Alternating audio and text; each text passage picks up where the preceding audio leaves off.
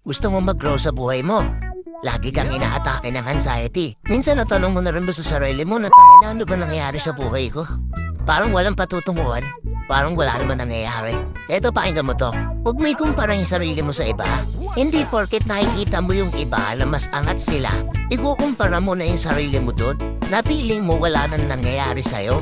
Kasi imbis na nakapokus ka lang sa sarili mo, masyado mong ginagahol yung sarili mo para lang makipag-compete sa iba. Sa iba na wala namang pakailam sa'yo. Kasi sila, kaya sila nag-grow ng ganun.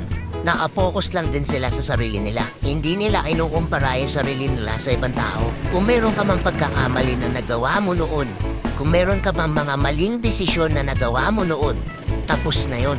Nagawa mo na yun, hindi mo na yun maibabalik. Stop living in the past. Mag-focus ka sa future mo. Hindi mo man mababago yung nakaraan, pero mababago mo yung future mo. Hindi mo kailangan maging perfecto. Hindi kailangan sa lahat ng bagay perfecto ka.